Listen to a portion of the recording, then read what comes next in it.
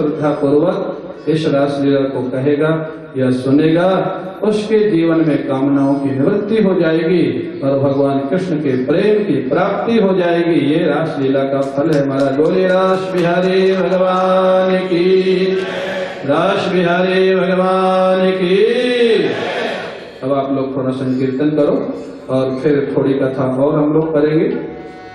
थोड़ा संकीर्तन करो।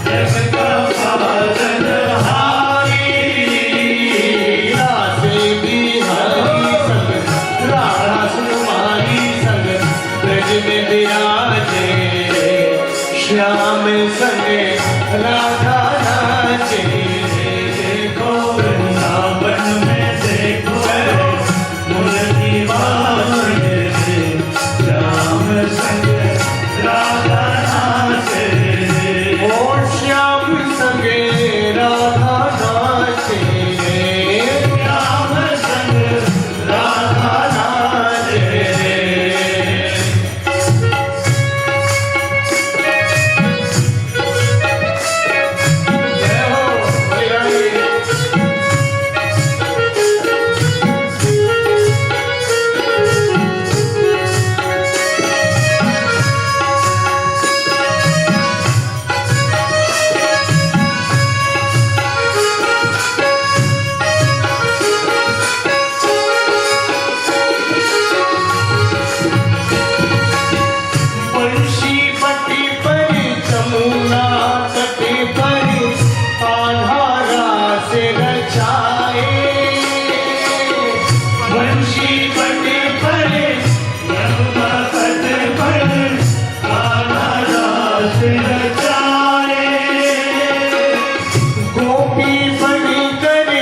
शंकर आए,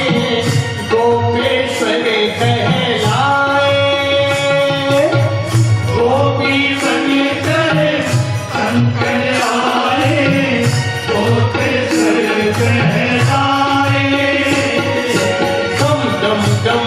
डमरू बाजे धमक धमक धमक डम डम डमरू बाजे कान्हा की मुरली पे सब जग नाचे श्याम संगे राधा नाचे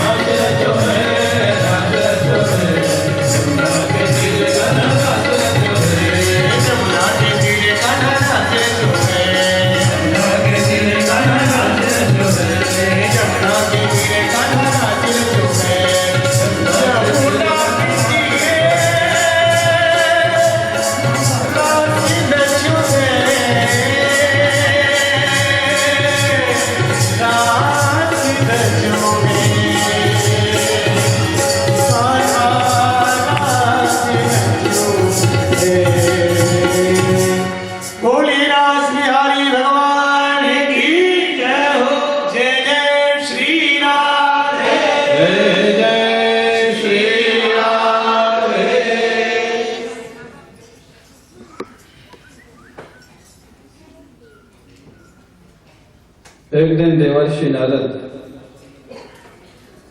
कंस के पास आते हैं।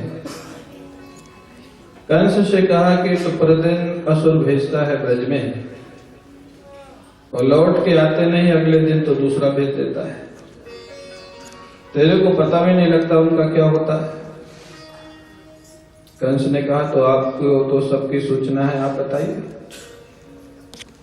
तेरा सब खुफिया विभाग फेल। अब वसुदेव जी ने 8वें बच्चे को रातों रात गोकुल भेज दिया था, वहां से बेटी को ले आए थे, वही तेरे को मिली। अरे वसुदेव जी ने इतना बड़ा धोखा मेरे साथ किया। वसुदेव जी का और देवकी का दोनों का गला काट दिया। नारद जी बोले अब दूसरी मूर्खता करेगा, तो उनका गला काटने से क्या मिलने वाला है? बोले तो जेल में डाल दो। दोनों बार देवकी वसुदेव किसके कारण जेल में गए? दोनों बार आप संयोग देखें, दोनों बार नारद जी के कारण ही जेल गए देवकी वसुदेव। क्यों? नारद जी कंस का पाप ज्यादा से ज्यादा जल्दी से जल्दी बढ़ाना चाहते हैं। जिससे इसका पाप बढ़े, पुण्य समाप्त हो रही, जल्दी मारा जाए, उनका तरीका अलग। देवकी वसुदेव को जेल में डाल दिया, तो अब बताओ अब मैं क्या करूं?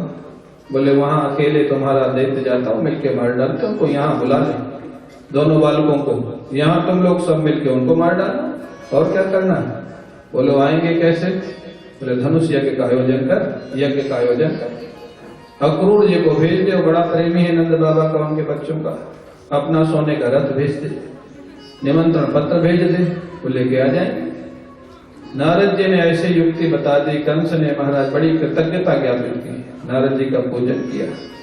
नारद जी आप नहीं होते तो मेरा कल्याण कौन करना? बात तो सही है, 2-4 दिन में यही कल्याण करवाएंगे, ऐसे नहीं योजना बना दी। इधर उसने बुलाया अक्रूर जी को, आपको जाना है वृंदावन, किस लिए? बोले कृष्ण बलराम नंद बाबा को लाना है, यज्ञ का बहाना, लेकिन मारना है, बताना नहीं उनको। अक्रूर जी बोले कि महाराज एक बार और विचार कर लो, इतने शक्तिशाली हो दोनों बालक, आप सुनते हो उनके विषय में, ये योजना कहीं आपकी उल्टी ना पड़ जाए। अक्रूर जी साधु हैं, ठीक सलाह दिए, लेकिन नारद जी ने ऐसी पट्टी पढ़ाई थी कि कंस अब किसी साधु की बात सुनने वाला वो बोला अक्रूर जी तुमसे जितना कह रहा हूं उतना ही करिए, बिना पूछे सलाह हाँ बद दीजिए, रथ लेके कल आपको जाना। ठीक है, अक्रूर जी समझ गए, इनका भी समय लगता है आ रहा। अक्रूर जी सोचे ठीक है मेरे लिए तो अच्छा ही है, अगर और किसी को भेजता तो मेरे को भगवान के दर्शन नहीं होते, ये भी ठाकुर की कृपा है कि मेरे को भेज रहा है। अक्रूर जी ने एकादशी का व्रत किया था, द्वादशी को प्रातः उठे बिना पारणा किए। क्यों? मथुरा से वृंदावन आना आधा घंटा लगेगा, रथ में आना, कंस का रथ बड़ा तेज चलता था, भगवान का दर्शन करूंगा उसके बाद पारणा करूंगा। अक्रूर जी मथुरा से बाहर निकले, रथ में बैठे और उनका मन पहुंच गया वृंदावन। अरे आज मेरे को भगवान का दर्शन होगा, क्या सही में होगा? विश्वास नहीं हो रहा। बहुत बड़ी सफलता मिले तो भरोसा नहीं होता है, क्या सही में होगा? होगा तो सही, क्योंकि भगवान ने अक्रूर को ही बुलवाया, कंस के माध्यम से बुलवाया, उन्होंने करवाया है। हाँ? करते हो तुम कन्हैया मेरा नाम होगा, करने कराने वाले तो वही है। दर्शन होगा, जैसे दर्शन होगा मैं रथ से कूद करके उनके चरणों में लेट जाऊंगा।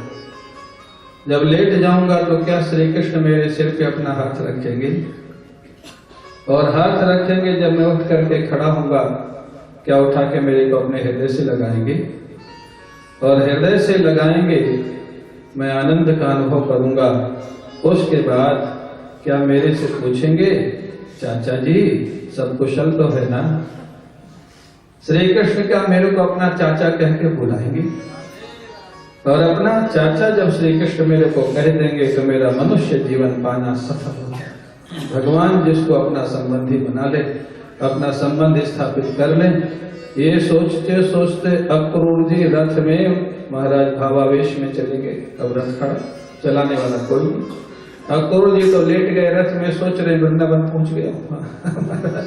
पूरा दिन बीत गया, रथ मथुरा के बाहर ही खड़ा। तो वो तो चले तब ना जब कोई चलाने वाला हो। सायंकाल हो गया, भगवान ने योग माया से कहा योग माया तू जा, रथ को वृंदावन तो पहुंचा, आगे का काम मैं करूंगा, पहले अक्रूर आवे तो वृंदावन। योग माया ने रथ को वृंदावन पहुंचाया। सूर्योदय के समय चले थे, सूर्यास्त हो गया। मथुरा से वृंदावन आने में 12 घंटे। आप कहेंगे इतना समय? पैदल आदमी 1-1.5 घंटे में आ जाता। अरे पैदल आदमी चलेगा तब तो आएगा ना, खड़ा रहेगा तो कहां से आ जाएगा? रथ तो खड़ा ही रहा। अक्रूर जी सायंकाल पहुंचे वृंदावन। बछड़ों की आवाज, गायों की आवाज जो सुनाई थी महाराज, वो देसी बछड़े, देसी गैया, हुंकार की आवाज।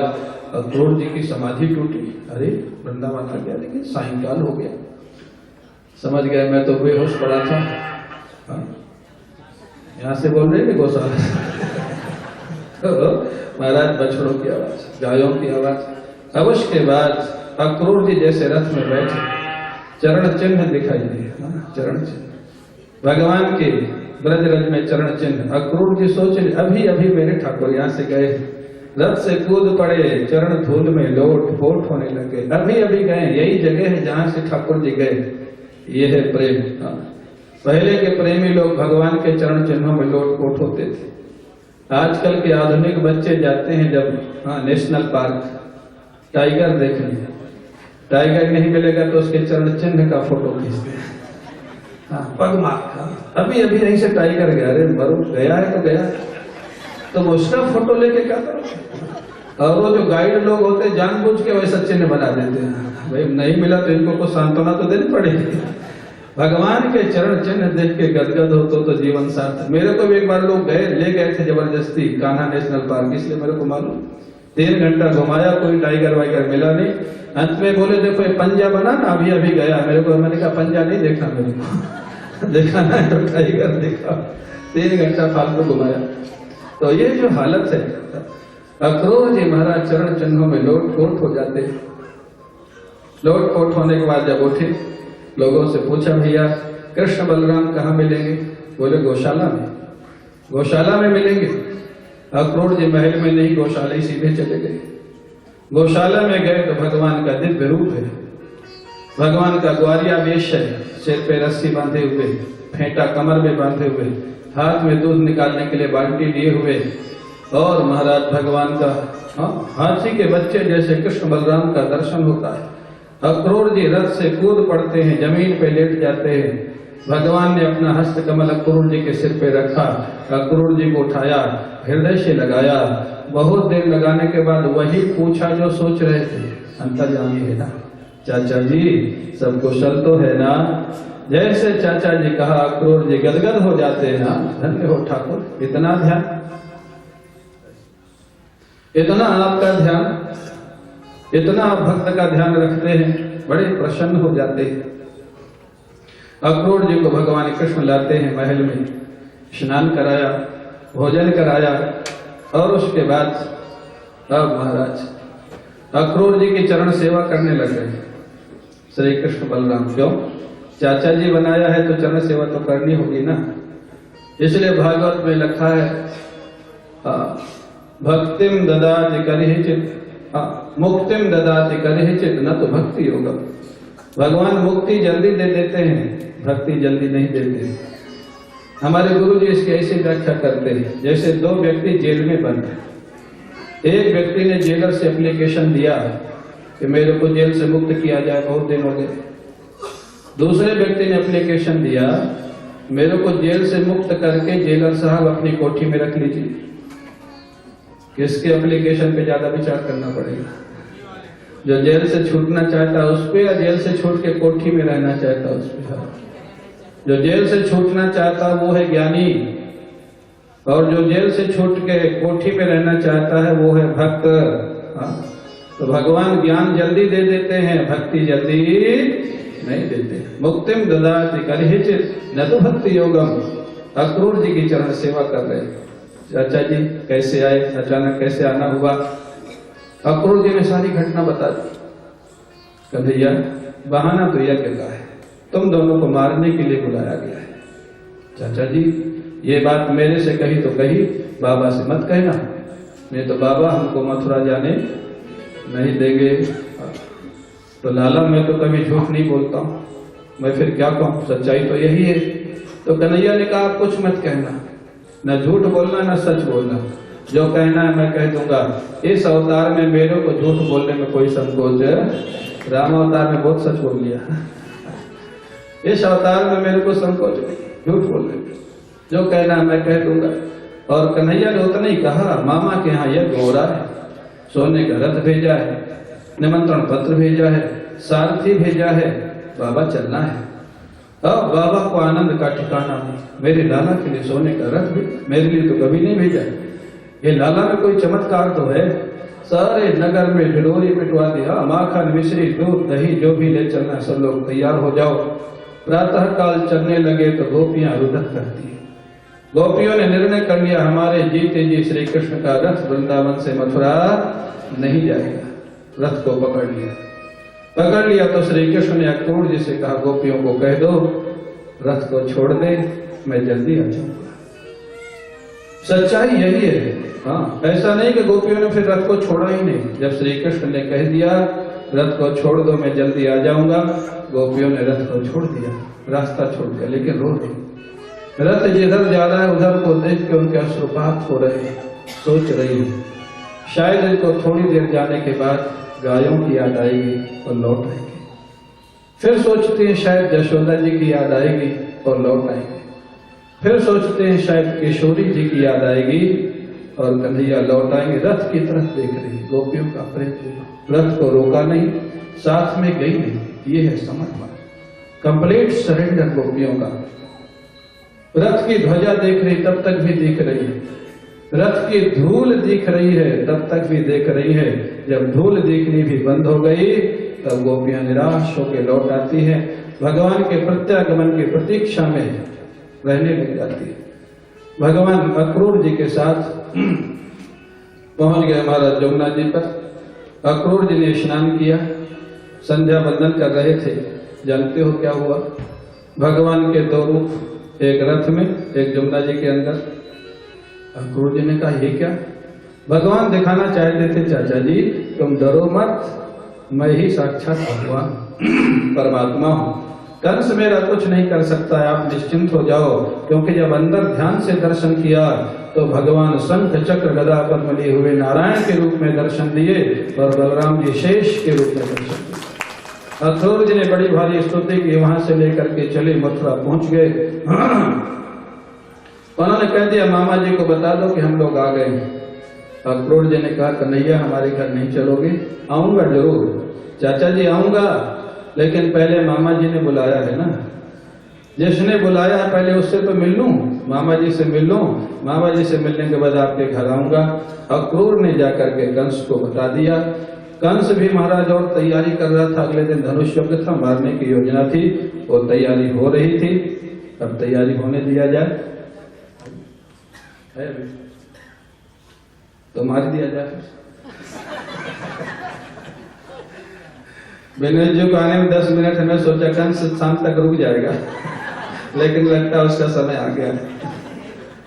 तो अब महाराज उन्होंने जाके बता दिया। हमारे बहुत अच्छे भजन गायक हैं, विनोद जी के साथ ही गाते हैं, धीरज जी, धीरज बावरा, सरनेम बहुत अच्छा है।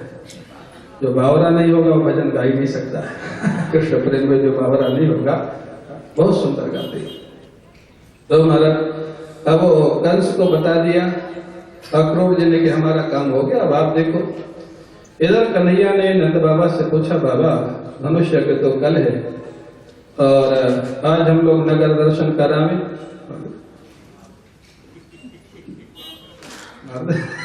बाबरा जी तो कहते हैं मारी दो। हाँ, नगर दर्शन करावे, बोले करो।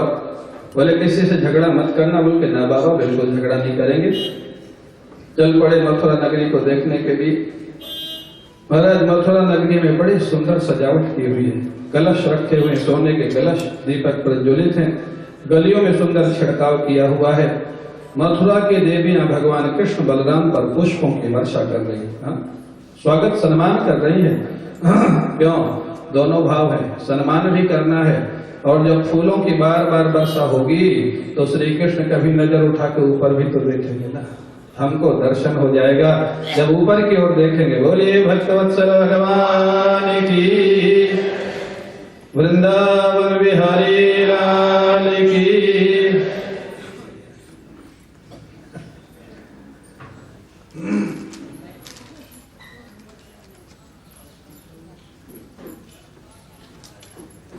तो गोपियां वहां पुष्पों की वर्षा कर रही, मथुरा की देवियां, यज्ञ पत्नियां, भगवान के ऊपर पुष्पों की वर्षा का दोनों भाव था।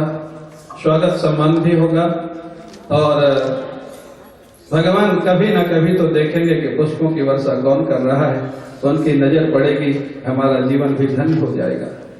भगवान का आगे चल करके ब्राह्मणों ने सम्मान किया, वैश्य परिवारों ने किया और भगवान आगे चले। कंस का धोबी अनेक छकड़ों में धुले हुए रेशमी कपड़े सुंदर लेके जा रहा है। ग्वाल वालों ने पूछा, कन्हैया इतने सुंदर कपड़े किसके हैं? कन्हैया ने कहा, क्यों अच्छे लग रहे हैं? बोले हाँ बहुत अच्छे लग रहे हैं। मिल सकते हैं? बोले क्यों नहीं मिल सकते, अपने मामा के। अरे जो मामा सोने का रथ भेज सकता है वो रेशमी कपड़े क्यों नहीं दे सकता है? अपने मामा के अभी दिलाता हूं। कन्हैया ने कहा, ये धोबी थोड़े से कपड़े हमको दे दो, बहुत सारी गाड़ियों में भरे हुए कपड़े। वो धोबी, कंस का धोबी, बड़ा अभिमान था हमारा। हे जंगली बच्चों, यही शब्द है, नित्यम घी बने चला। हे जंगली बच्चों, तुमने ये कपड़े कभी देखे भी हैं या पहनोगे? दोबारा मत मांगना, नहीं तो मौत के घाट उतार दूंगा तुम लोगों को। भगवान कृष्ण ने सोचा, रामावतार में भी इस धोबी ने बड़ा तंग किया। उस समय तो मैं मर्यादा पुरुषोत्तम था, इस बार ये फिर मिल गया पहले मौके पर। एक जोर से थप्पड़ मारा उसके कपोल पर और महाराज उसका गोविंदा नमो नमः हो गया। जब सरदार ही चला गया तो बाकी भागे, कपड़े छोड़ के भागे। सारी गाड़ियों में कपड़े, सुंदर कपड़े, रेशमी। भगवान ने ग्वाल वालों से कहा, ले लो जितने चाहिए, अपने मामा के कपड़े। ग्वाल वालों ने ले तो लिए, लेकिन अब महाराज साइज की समस्या, ग्वाल वाल छोटे छोटे, 10-10, 12-12 साल के। कंस के कपड़े उनको आवे कहाँ?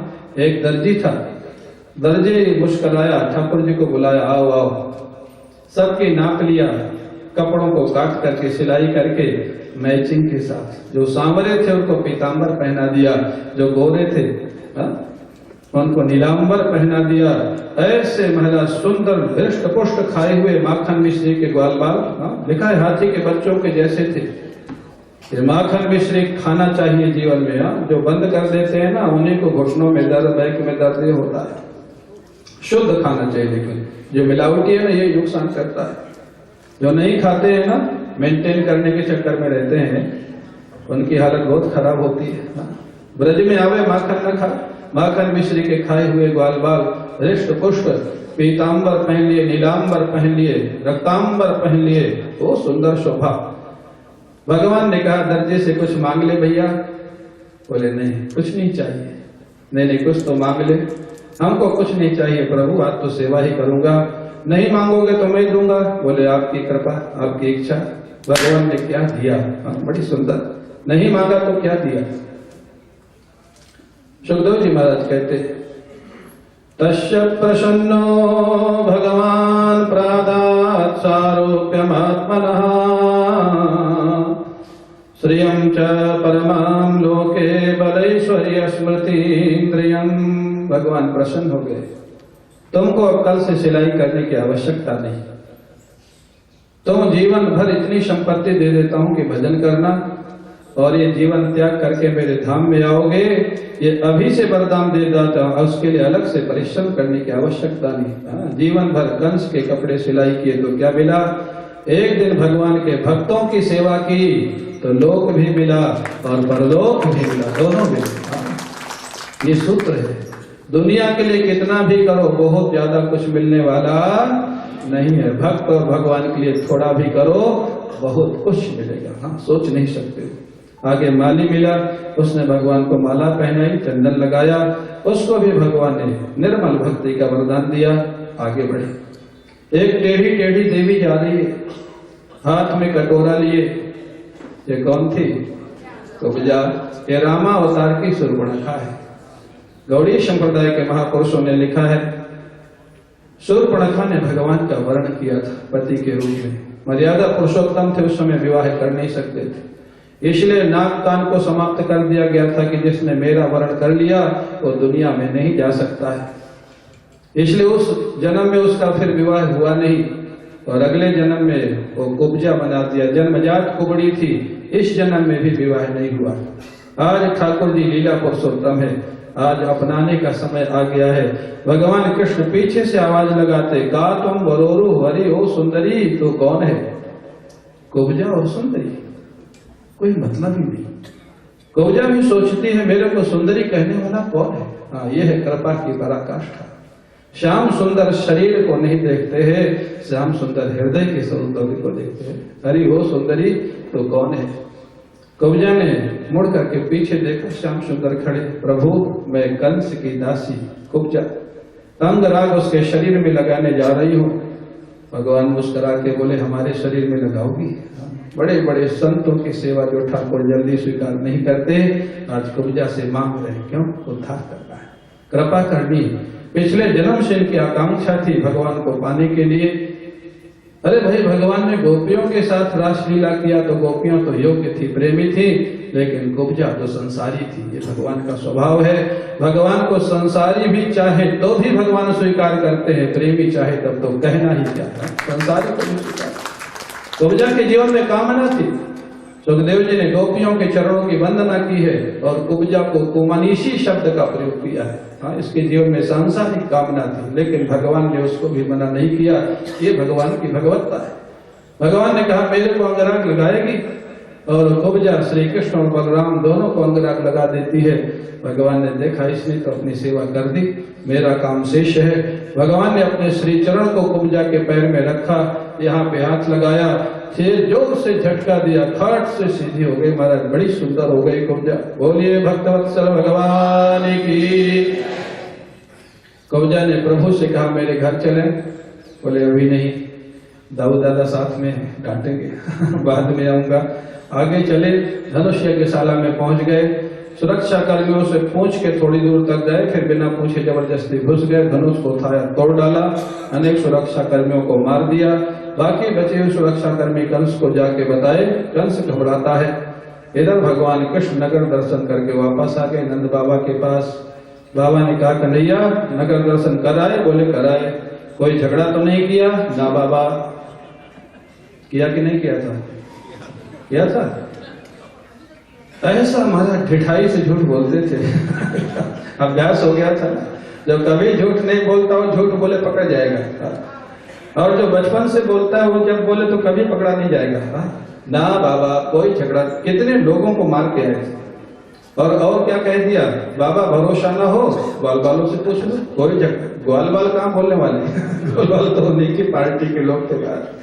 रात्रि में खीर बनाई, खीर खा के सो गए। उधर कंस भयभीत होके सो गया। अब सोने दो। बाबरा जी तो कह रहे थे अभी काम कर दो, रहने दो शाम तक बेचारे शाम को उसका काम किया जाएगा।